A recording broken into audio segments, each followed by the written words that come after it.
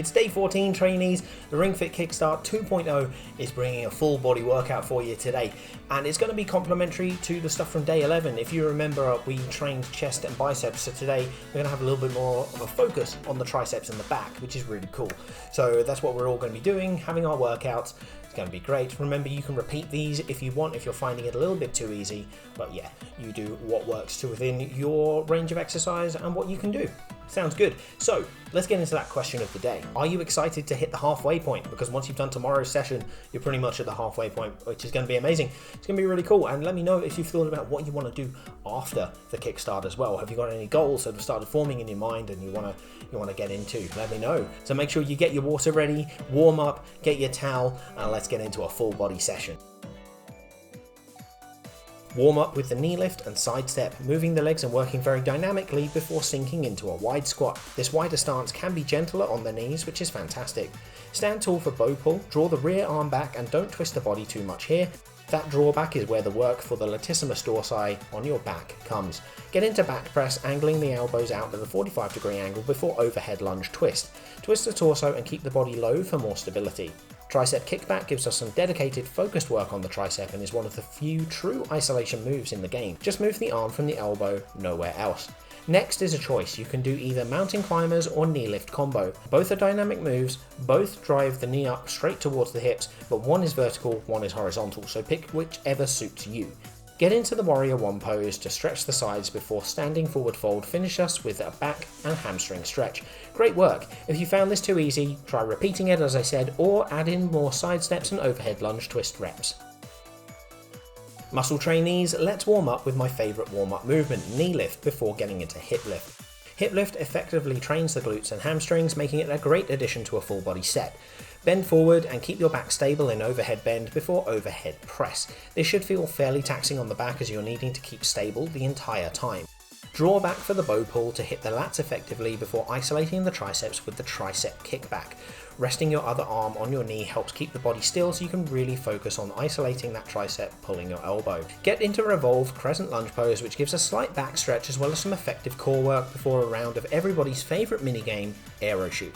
Small movements work really well here, but this is great for your shoulders and different angles of bending at the hips. This also tests your core pretty well.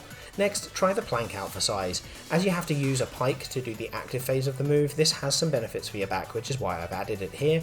And then you have a choice of boat pose or knee to chest. Knee to chest is a technical regression of boat pose and so will work the core similarly, but boat pose is a lot more difficult. Beginners, start with beginner. A great little jog before knee lift works you more dynamically before you sink into a wide squat. Take a good wide stance, feet just over shoulder width apart, hinge at the knees and hips and bring the thighs to at least parallel. Bow pull is next. Draw back on your rear arm, don't twist the body too much here. That drawback is where the work on the lats come, which is a big muscle on your back. Tricep kickback is your next move. Rest your other arm on your knee as this will help keep your body still so that you can really focus on moving your elbow to use your tricep. Get into chair pose and move from the shoulders before back press, which is great for your upper back. Bring the ring back and have the elbows out at 45-degree angles away from the body.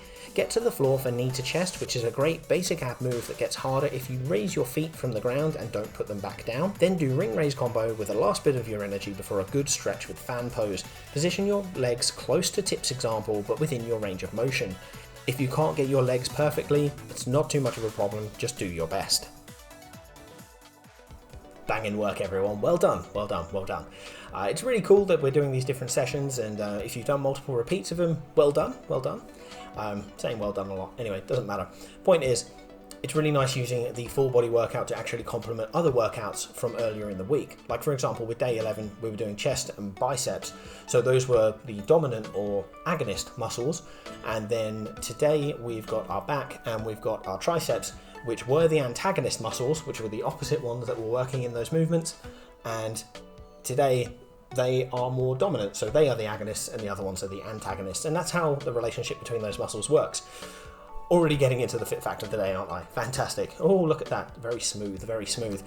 Antagonists and agonists in exercises. So let's take the bicep, for example, a bicep curl.